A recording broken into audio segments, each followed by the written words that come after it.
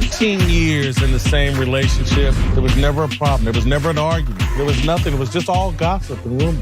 These guys sing Kumbaya every night by a campfire. I don't buy it. With any relationship, yeah, are you going to get into arguments? You are. And are you going to have to give and take a little bit? You are. But at the end of the day, when you understand this person is what's best for you, you move on from it and you go to the next thing in line. I don't believe in compromise. I'm not meeting anybody halfway to stupidity. That's why you're single still. You don't know what the real reason is. We have a disagreement. It's over, girl.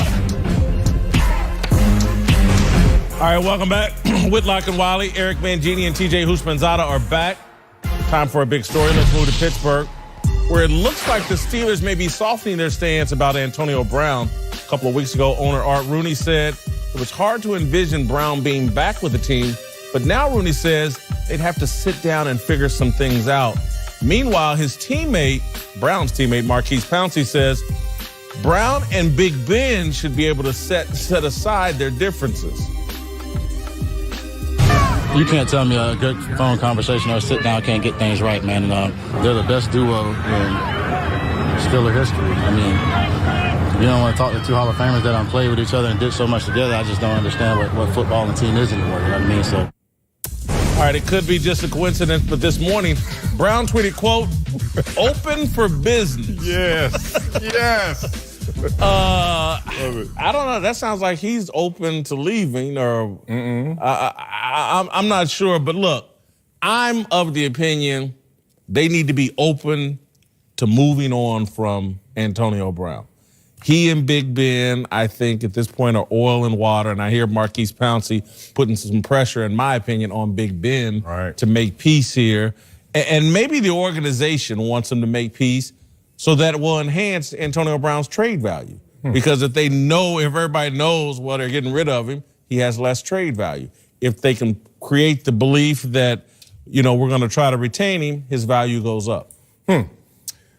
When you're arguing with someone, you're in that tug of war, remind yourself why you're holding the rope in the first place. And I think a lot of times in arguments, we get caught up in the win and the loss of the argument and forget, why in the hell am I even going? Did you learn this in counseling? It's serious. Yeah. All right. Just making sure. Can we get your counselor to Pittsburgh? That might be the way. All right, we're going to fire him out on Fox now, right? Get him out there. In reality, I think that's what's going on here. Like, they finally took a step back and the emotions started to go away and you started to see a little clearer of the picture and you started to realize, this is Antonio Brown. They don't grow on trees every day, every decade. Like, Antonio Brown is amazing. So, yeah, he's a nag. Yeah, he's hard to deal with. Yeah, he missed games. Yeah, he missed the game we needed him in. But she's so fine. Like, you've been there? Like, man, she go over there.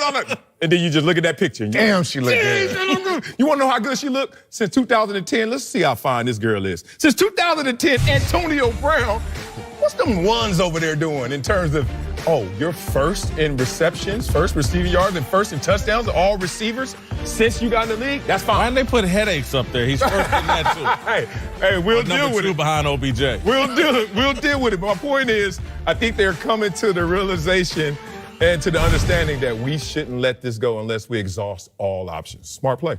I mean, for me, it is the toothpaste out of the tube already. You can't put it back in. In my opinion, they need to move on because it's too much animosity. It's way too much. You look at the clip when they showed him practicing.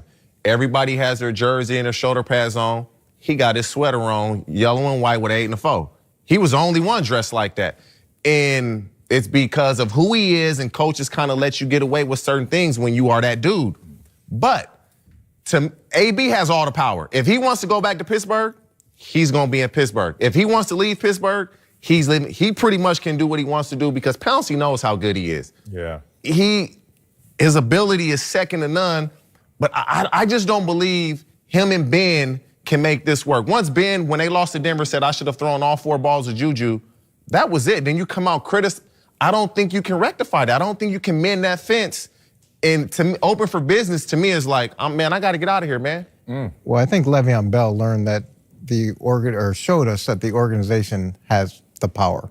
And as much as Antonio may think he has the power, he doesn't control whether he goes or doesn't go. Now, that being said, there's always this equation that you do.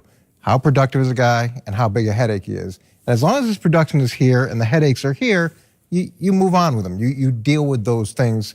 But once that starts to come back to You know even, what I call it, Coach? I you call move it them the back two out. P's, production and personality. As soon as personality gets above it, And That's the right. late Ted Marchibroda was one of the nicest human beings in the world, sat up in front of the team and said, look, we're going to use you until we can find some way to get rid of you.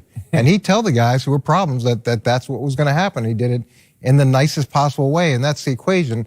But at the end of the day, these two guys are good for each other, and hopefully they can sit down over dinner or something, and like Marcellus said, get to what is the issue? What's the core of this issue, and how can we solve it? Because they work well together on the field. But see, I think it's got to be bigger than just Ben and Brown and what is the issue.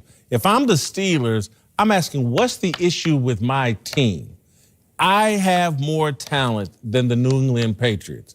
I'm not having as much postseason success as the New England Patriots. What is the difference between us two?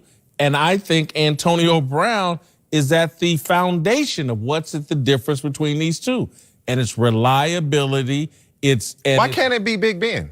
It can't. Why- Big Ben why- could be Big Ben, but again, the organization has already said we're going to give Big Ben a new contract and extend. They're committed to Big Ben, and so now the question becomes, because Big Ben's argument is, and I don't know who's right, is like, oh, I don't get to operate like Tom Brady does. Tom Brady gets to basically dictate to the wide receivers and to the offense, this is what we're doing, and he's not questioned.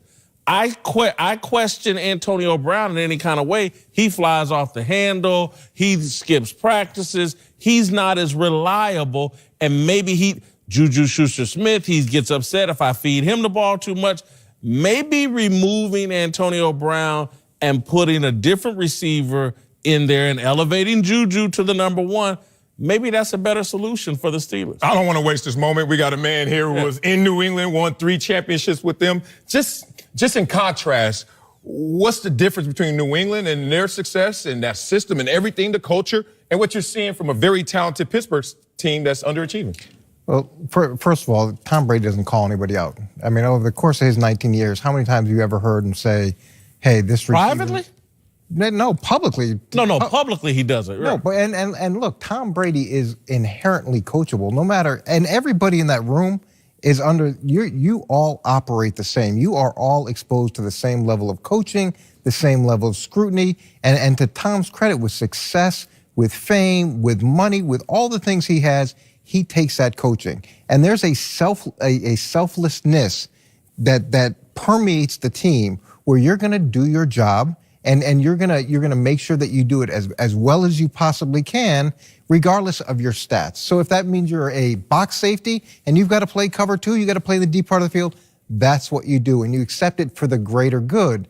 And in terms of personalities, have there been personalities in New England? Yeah, but they're sprinkled in, and the locker room is strong enough so that those personalities bend towards the rest of the group, as opposed to there being a core of distractions that bend the group the other way. So, and I think that's the biggest difference. I mean, if it's about culture, they have to move on. If it's about the team and the culture, they have to move on. All right, coming up, James Harden's record-breaking scoring streak continued last night, but are his numbers really as impressive as they seem? Eddie House is here. Fact is,